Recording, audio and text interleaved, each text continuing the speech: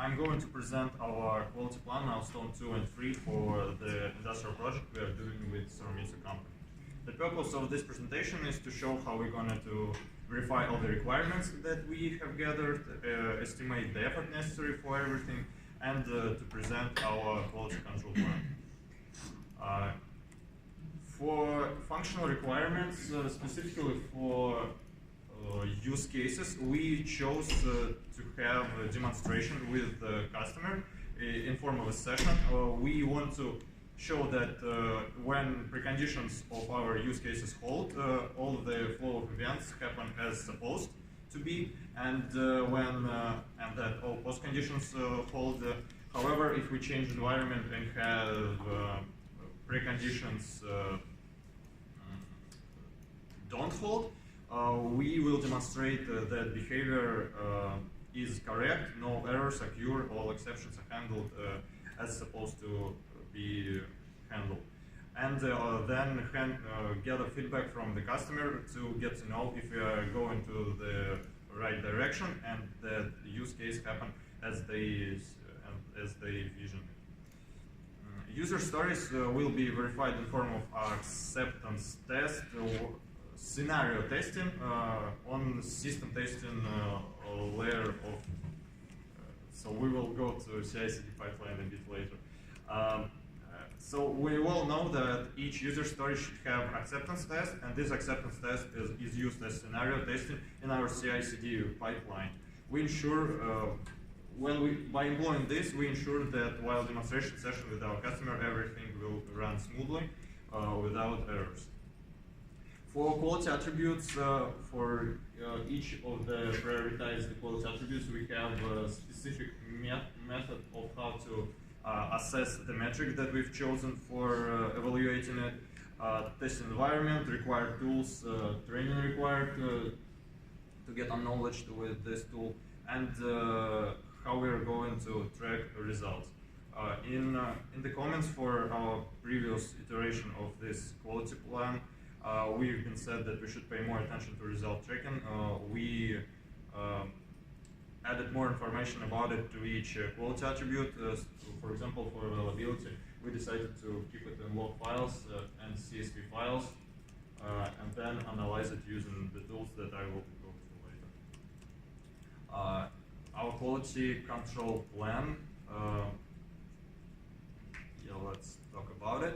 Our code base can be broken down into 4 pieces. Front-end module that includes UI for agent users, and Android application that is UI for clients. Both of them will include about 12 to 15 screens. Centralized backend is used to provide aggregator functionality for clients.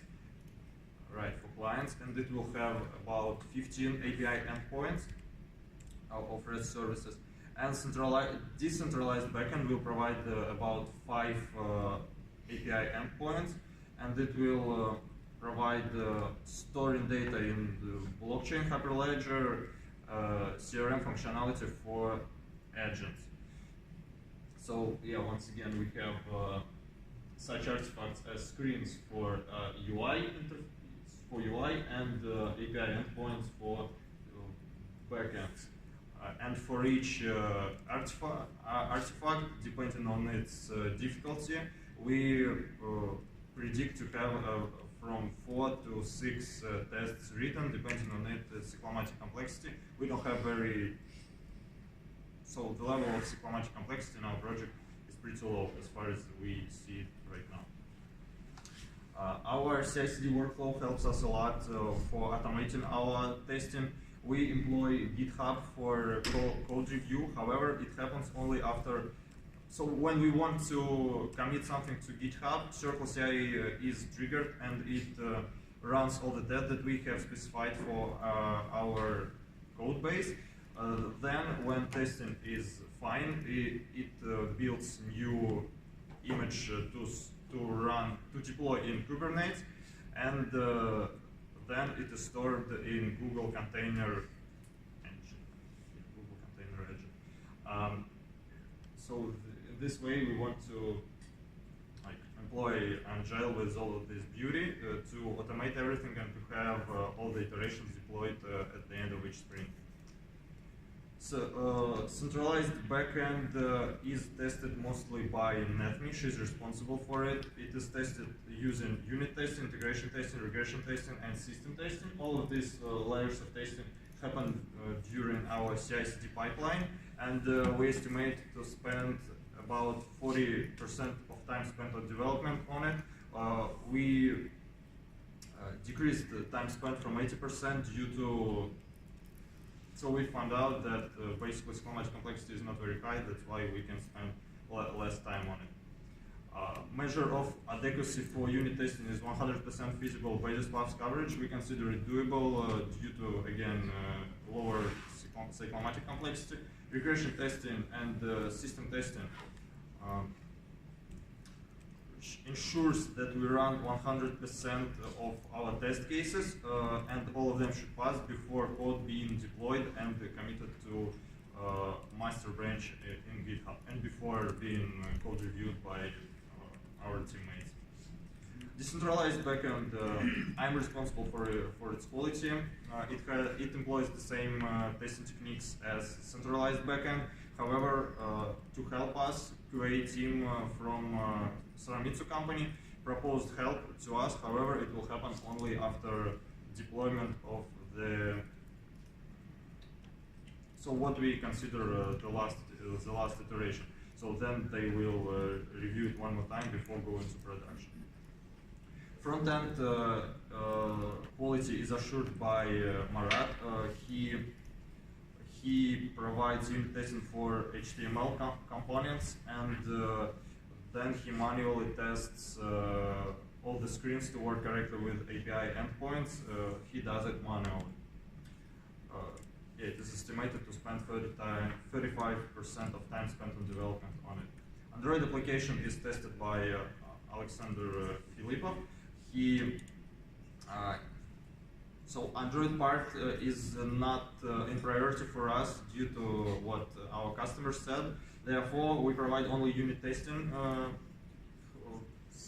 thanks to its simplicity, and 100% branch coverage, not basis path, but only branch coverage for code written by developers. So we are not testing code that is generated by Android Studio, and that's why only 15% of time spent on development will be spent for quality assurance. We track time using Toggle.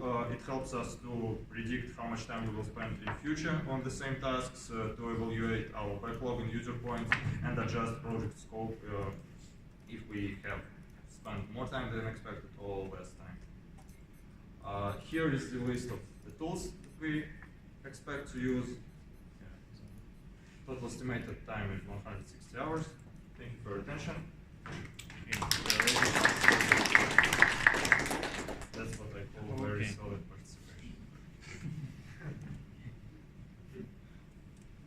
Okay. So my question would be, in terms of tracking, so you mentioned different log files. So what we actually wanted to know is actually if you find a problem, how it is, how it's going to be addressed by responsible party, who is doing what and why. So, for example, you mentioned you develop and you test the backend. So you report problems to yourself, or you are testing the parts by Marat. I think it depends which part. I mean, Android, Java backend, and Python backend. Like we have now situation in Python backend part. I and Alex. Can you switch to the slide with those 4 parts and what actually we're referring to 4 parts? Yes. So Yeah, we can review Python backend, which is Python backend.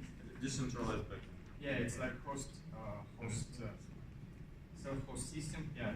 So I and Alex respond for Iroha part, work in Python, and I try to help him to communicate UI part with this backend part.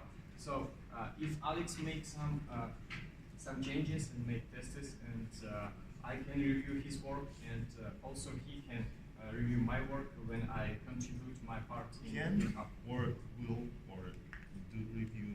We do review. Okay. Yeah. Just tell it as is. Yeah, Okay. but, So can I? Yeah, Yes. And if you find a bug, so is it It's not bug, first of all. is logged somewhere? Yeah, so it's quality attribute. We have metric associated with it. If this metric is lower than our threshold of success, it's alarm for us Yes. to do something. So we analyze code base. So if this alarm happened, and try to achieve this threshold of success. But if it is it tracked somewhere? Is it Yeah, somewhere log noted?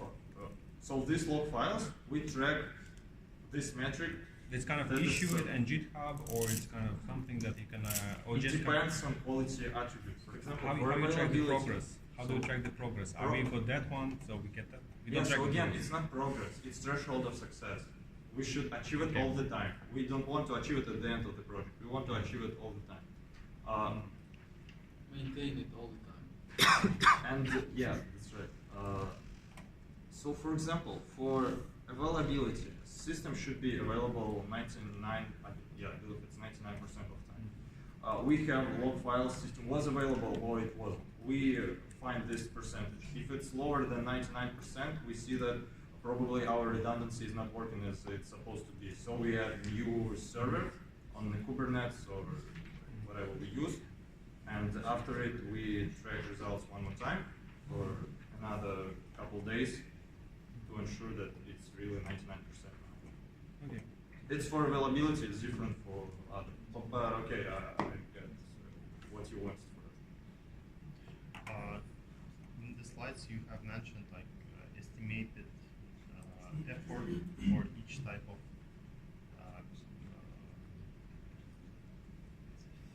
verification method, and actually they are differ for different parts of the of your system. Have you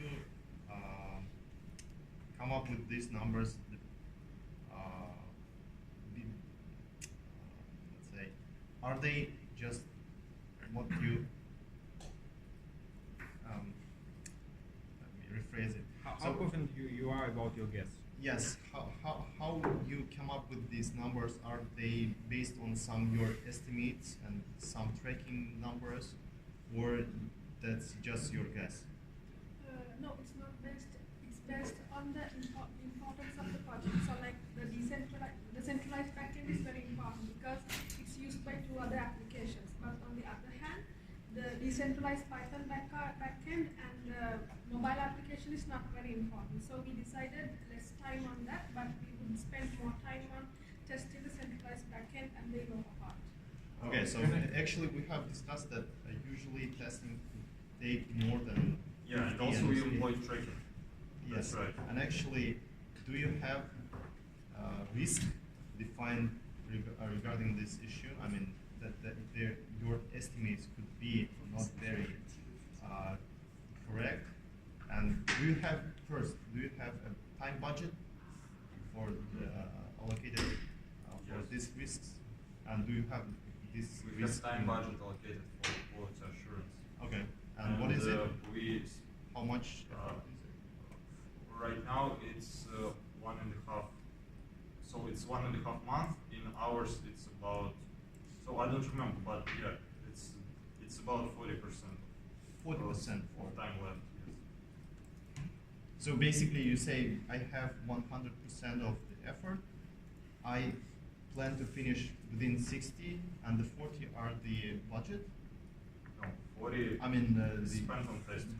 60 is spent on development, demonstration of everything, testing, and all that stuff. but do you have some buffer of the for unexpected increase I of think- the effort?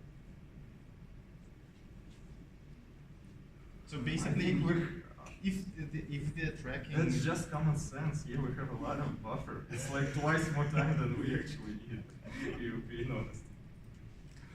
This is what you want here. No, actually, my point was that if you come up with the rough estimates, then probably should first come up with the risk in the risk management, Yeah. and then actually have some time buffer in case that your risk you will not be able to mitigate your risk. Yeah. Okay. But risk is not part of the design. not for this assignment, but actually in overall of the project, you should be able to say that the estimates are. Also, we used worst case scenario for all our estimates. I think that's how we address it. Okay. Okay. Next, please. Thank you.